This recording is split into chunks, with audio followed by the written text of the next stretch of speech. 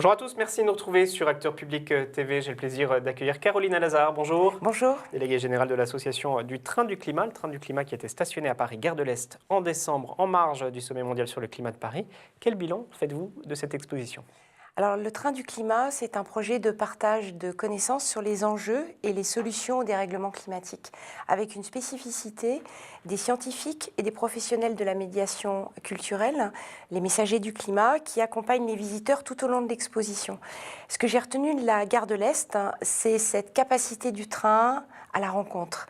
D'abord avec des scientifiques qui vont à la rencontre de tous les publics en les accompagnant tout au long de l'exposition, mais aussi la capacité à faire se rencontrer des scientifiques, des élus, des praticiens, des citoyens, pour échanger et dialoguer. C'est ça, un chercheur, personnalité politique, grand public, des gens aussi qui passaient par hasard, qui ont vu le train, qui sont rentrés, qui ont visité l'exposition. C'est par la rencontre qu'on avance sur un enjeu aussi phare que celui-là ? Oui, tout à fait, parce qu'il est bien clair que l'action individuelle doit être précédée d'une appropriation des enjeux. Mais les enjeux que nous avons adressés sont des enjeux collectifs. Et cette action individuelle, elle doit s'intégrer dans un tout collectif. Je fais, si tu fais, si nous faisons tous. Et derrière cette phrase, il y a la notion de réciprocité et de co-responsabilité. Et je suis convaincue que le train du climat, par la diversité des rencontres qu'il peut susciter, permet l'appropriation individuelle des enjeux, mais aussi la responsabilité collective. C'est bien ça, il faut des règles internationales, un cadre national, mais il y a ces comportements individuels qui sont déterminants. Oui, tout à fait.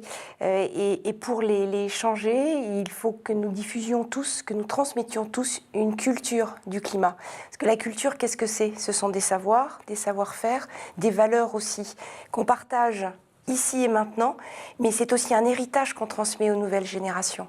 La culture du climat que transmet le train, c'est un moyen de relier aujourd'hui et demain. Ce train qui va aller dans certaines régions, ce que disaient les visiteurs, les personnalités marquantes, ils disaient que beaucoup se joue dans les territoires. Oui, tout à fait. Et c'est l'enjeu de ce train qui va aller dans... Tout à fait. Tout à fait, ça se joue dans les territoires parce que c'est là où nous vivons, c'est là où nous travaillons. Donc si les enjeux sont globaux, les traductions et les problématiques se posent dans les territoires.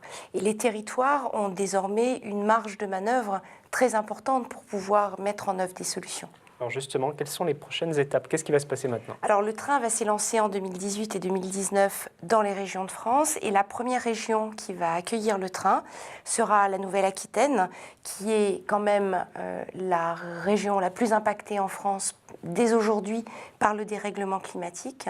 Et cette tournée en Nouvelle-Aquitaine aura lieu après la rentrée 2018.